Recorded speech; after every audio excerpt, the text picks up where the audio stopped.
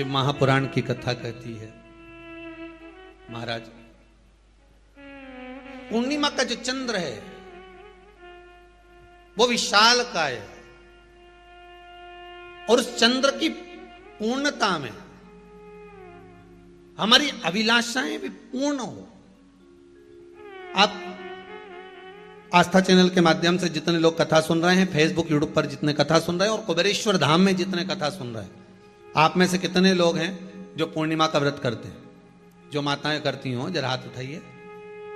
पूर्णिमा का व्रत जो करती है, करते हो ना आप लोग? रखिए याद। अब पूर्णिमा के व्रत में आपने कई बार किताब पढ़ी होगी पूर्णिमा की, या आपने व्रत किया होगा, या पूर्णिमा का व्रत आप धारण करे होगे, तो उसमें पूजन कौन से भगवान की होती है? पूर्णिमा के व्रत में किस भगवान की पूजन होती है? तो कहा पूर्णिमा के व्रत में केले के खंभ लगाकर पूर्णिमा का जो अध्यापन होता है, पूर्णिमा की जो पूजन होती है, उस पूजन में शंकर और पार्वती की पूजन की जाती है, शिव और नारायण की पूजन करी जाती है, शंकर और पार्वती का स्मरण किया जाता है। किसकी पूजन होती है? शिव पार्वती।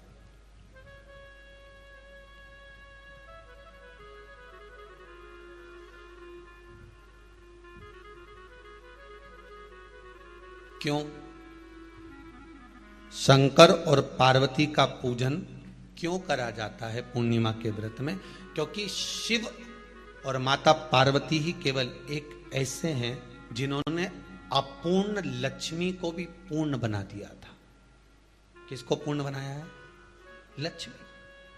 पूर्णिमा के दिन अगर आप शंकर भगवान को एक लोटा पानी अगर शिव को समर्पित कर रहे हो, श्वेत पुष्प को रखकर शंकर जी के ऊपर सफेद फूल को चढ़ाकर अगर एक लोटा जल भी, एक पात्र जल भी शंकर को समर्पित कर रहे हो, तो ये लक्ष्मी के लिए ही तो कर रहे हो। और कौन सी लक्ष्मी? पूर्ण लक्ष्मी। पूर्ण लक्ष्मी। आपको पहले भी कथा में कहा, एक बार भगवान विष्णु के सामने लक्ष्मी मैया ने बहुत तेज स्वर में कह दिया था, नारायण, दुनिया के लोग आपका नाम जपते हैं, दुनिया के लोग नारायण नारायण कहते हैं, दुनिया के लोग आपका भजन करते हैं, पर सत्य मायने में कहूं ना तो मेरे बिना दुनिया के लोगों की नहीं चल सकती। मेरे बिना दुनिया नहीं चल सकती, संसार मेरे बिना नहीं चल सकता। भगवान विष्णु ने कहा ये तो गलत है लक्ष्मी आपका कहना। एक दिन लक्ष्मी को अहंकार आ गया। अहंकार के संबोधन जब माता लक्ष्मी करने लगी तो भगवान उसी समय पर भगवान विष्णु को क्रोध आ गया और भगवान विष्णु ने कह दिया, लक्ष्मी तू इतनी बड़ी बड़ी बात कहती है कि तेरे बिना नहीं रह सकती संसार। मैं तुझे कहता हूं लक्ष्मी तू अपूर्ण है। तू अपूर्ण है, तू पूर्ण कब हो गई?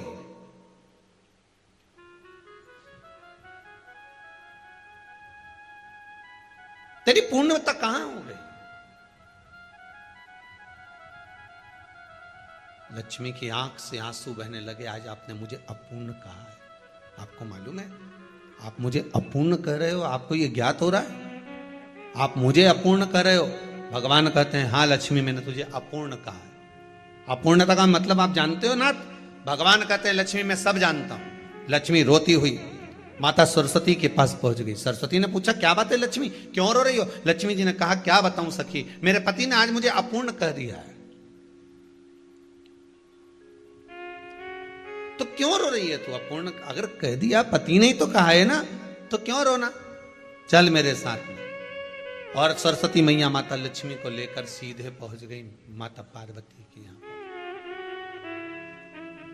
माता पार्वती के यहां जब पहुंची है, माता पार्वती ने लक्ष्मी जी को देखा और सरस्वती को देखा तो पूछा कि बात क्या है, क्या हो गया ऐसा, क्या हुआ, क्या है ऐसा जो तुम दोनों आज मेरे पास में आई? क्या हुआ?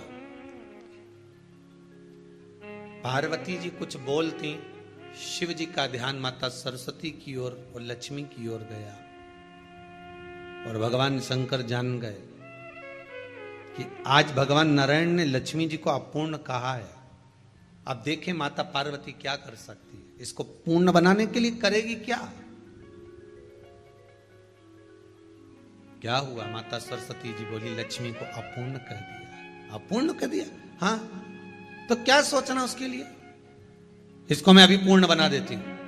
माता जगत जननी पार्वती ने गोदी में विराजमान गणेश जी को उठाया और उठाकर लक्ष्मी जी की गोद में दे दिया। ले लक्ष्मी, आज से तू पूर्ण हो गई। लक्ष्मी, आज से तू पूर्ण है। गोदी में जब तक संतान नहीं है तो नारी को लोग अपूर्ण समझते हैं, पर माता पार्वती जी ने संपूर्ण ब्रह्मांड में एक सिद्धता प्रदान कर दी कि अपने गोदी के लाल को, अपने गोदी के पुत्र को माता ने लक्ष्मी की गोद में देकर लक्ष्मी को पूर्ण बना दिया। वो दिन कौन सा था? पूर्णिमा का दिन था। पूर्णिमा के कितने व्रत होते हैं? बोलते जाओ, जरा जल्दी जल्दी बोलो।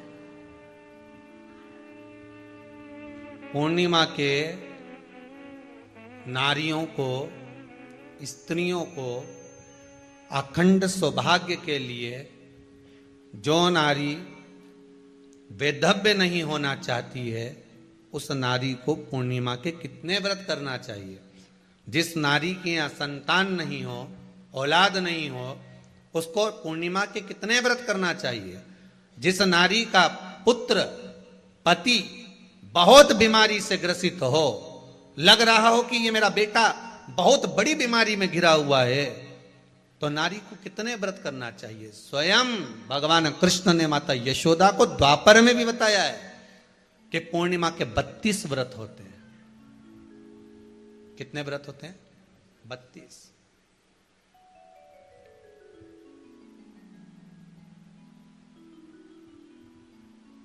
स्वयं भगवान कृष्ण यशोदा रानी को, माता यशोदा जी को भी बता रहे हैं 32 व्रत।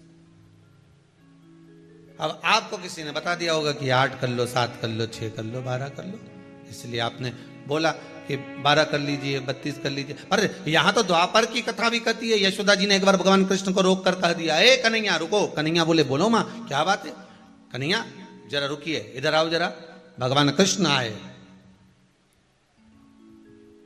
हाँ मां बोलिए।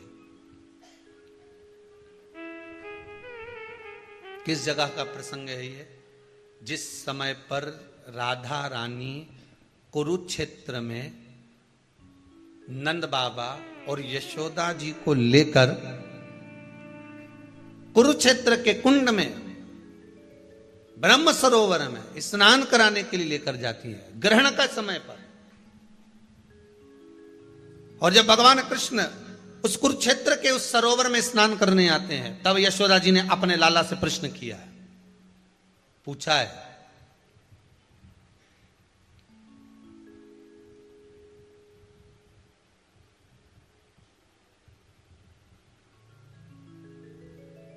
कि नारी वैधव्य होकर ना मरे।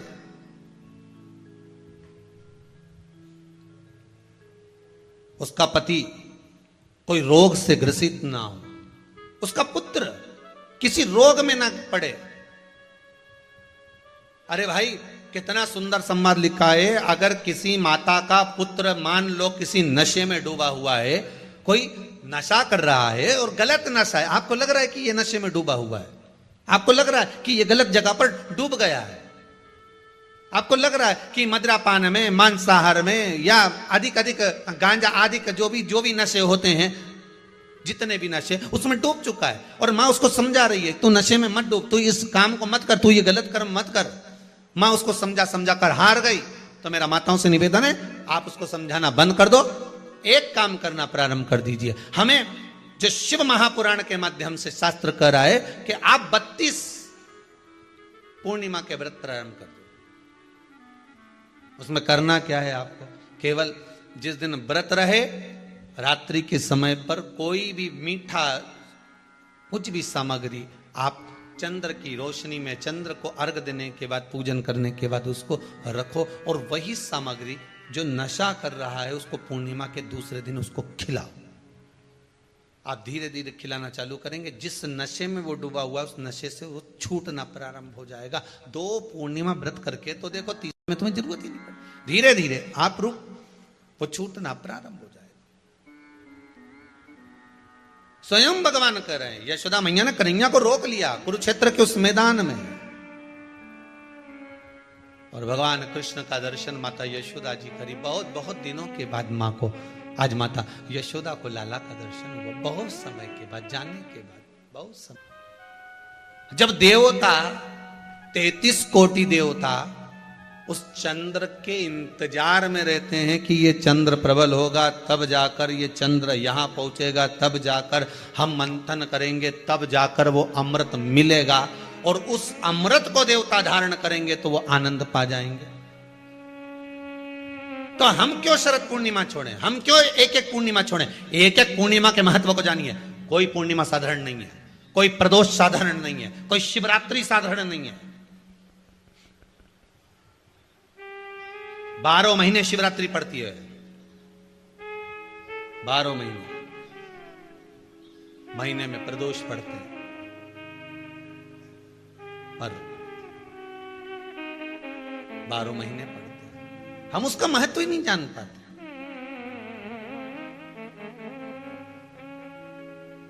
कौन से प्रदोष पर क्या करना है, कौन सी पूर्णिमा को क्या धारण करना है, कौन सी शिवरात्रि पर। कई लोगों को तो यहां तक नहीं मालूम था कि भाई श्रावण के महीने में भी शिवरात्रि आती है। वो तो बस लोगों के कि शिवरात्रि का पूजन हुआ, तो उसका स्मरण क्यों छोड़े हम?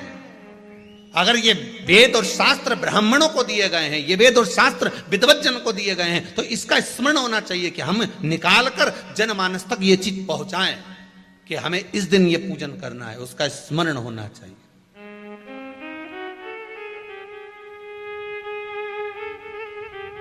और वो सुख देने वाला। भगवान कृष्ण से यशोदा जी ने पूछा तो भगवान कृष्ण ने कहा, मां, पूर्णिमा का व्रत अगर नारी 32 पूर्णिमा धारण कर लेती है तो वो नारी बेधव्य होकर नहीं जाती। पर आप लोग व्रत जो करते हो ना, जो भी व्रत आप लोग उठाते हो, सोमवार का व्रत जैसे किसी माता जी ने उठा लिया और वो उठाने के बाद, हम तो शादी नहीं हुई थी ना जब भी सोमवार व्रत करते थे, अब शादी हो गई अभी भी हम सोमवार का व्रत कर रहे हैं, करे जा रहे हैं, पर उसका कोई उद्यापन नहीं करा, कोई संकल्प नहीं लिया गया कि मैं 5 करूंगी कि 16 करूंगी कि 25 करूंगी कि 31 करूंगी कि 21 करूंगी। इसलिए पूर्णिमा व्रत का विधान में कहा गया कि 32 पूर्णिमा का पहला संकल्प होना चाहिए। उसके बाद आपकी 32 पूरी हो जाए, फिर आप दूसरे और व्रत कर लो, फिर 32 कर लो, फिर 32 कर लो, पर उसमें पूर्णता का भाव। अभी तक किसी के सोमवार और गुरुवार और शुक्रवार के व्रत ही पूर्ण नहीं हुए, अभी तक चल रहा है, अभी तक चल रहा है। हम तो सोमवार का व्रत करते हैं, हम तो शनिवार करते हैं, अब शनिवार करते करते 4 साल हो गए, 6 साल हो गए, 5 साल हो गए। भगवान को तो थोड़ा बहुत कुछ खिला पिला के उनको एक बार तो विश्राम दे। ये जितनी पूर्णिमा के व्रत हैं, जितने 12 महीने जो पूर्णिमा पड़ती है, पूनम पड़ती है, ये भले दुनिया के लोग कहते हैं कि ये भगवान राधा और कृष्ण से संबंध रखते हैं, सीता राम जी से संबंध रखते हैं, राम और कृष्ण से संबंध रखते हैं, पर इनका यदि सही संबंध समझा जाए, इनके सही संबंध का यदि स्मरण करा जाए, इनके सही संबंधों का यदि वर्णन किया जाए, तो शिव और चंद्रमा के जो मिलन का केंद्र बिंदु है वही पूर्णिमा है। केवल एक पूर्णिमा वहीं तक नहीं रही कि भगवान कृष्ण और राधा जी ने रास किया। भगवान कृष्ण और राधा जी रास कर रहे हैं, केवल पूर्णिमा वहीं तक सीमित नहीं रही, केवल वहीं तक उसकी सीमितता नहीं है। एक बात ध्यान रखिएगा, यदि काया का रोग हो गया, मान लो शरीर कहीं से सफेद पड़ रहा है, कहीं से काला पड़ रहा है, शरीर में से खाल की फुकड़ी निकलना प्रारंभ हो गई हो, शरीर में काले काले चट्टे पड़ना चालू हो गए हो, या कोई विशेष रोग हो गया, कोई विशेष शरीर में रोग है, बीमारी है, काया बेकार हो रही है, तो सीधी सीधी बात शिव महापुराण की कथा कहती है, सुंदर आनंद में श्रवण कर कर आप अपने जीवन को, ये पूर्णिमा शिव महापुराण की कथा कर पूर्णिमा आ रही है, कुछ नहीं करना, पीपल का एक पत्ता, उस पत्ते पर थोड़ा सा चावल, थोड़ा सा चावल, पूर्णिमा की रात्रि को अपने हाथ में लेकर, अपने नयनों से लगाकर, शरीर पर से स्वयं उतार कर उसको दरवाजे के पास रख दीजिए। पूर्णिमा की रात्रि को पूर्ण होने पर उस चावल को दूसरे दिन सूंघ कर बहते हुए पानी में डाल दीजिए।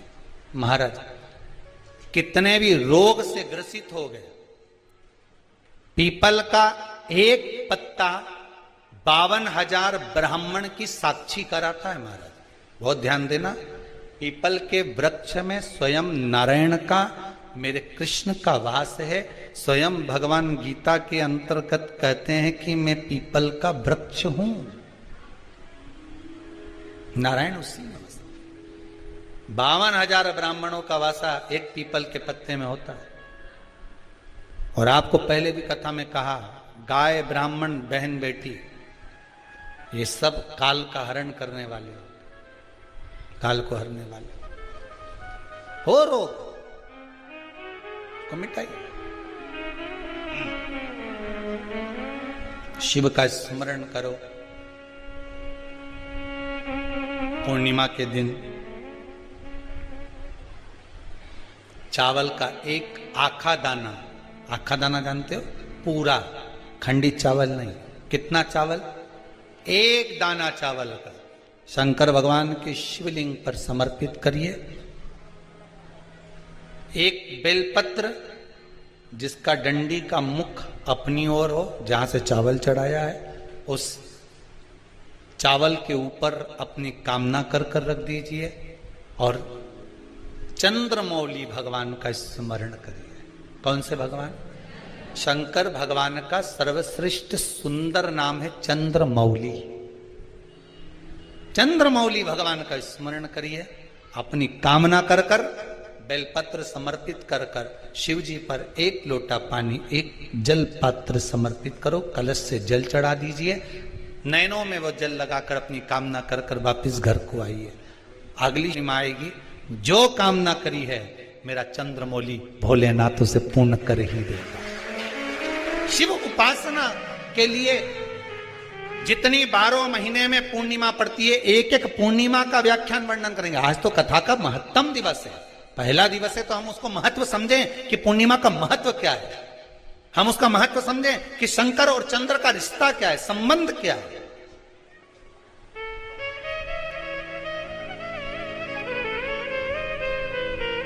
भगवान ने जितनी पूर्णिमा बनाई है, जितने नक्षत्र बनाए, जितनी घड़ी बनाई, जितना पल बनाया, जितना समय बनाया, ये शंकर भगवान ने जो बनाया ये गलत नहीं बनाया, श्रेष्ठता के लिए बनाया, जग के उद्धार के लिए, संसार के उद्धार के लिए बनाया। अब उसका प्रयोग आप करें ना करें ये आपके ऊपर है, आप उसका प्रयोग कर रहे हैं ना कर रहे हैं ये आपके ऊपर, पर जो बनाया है मेरे भगवान,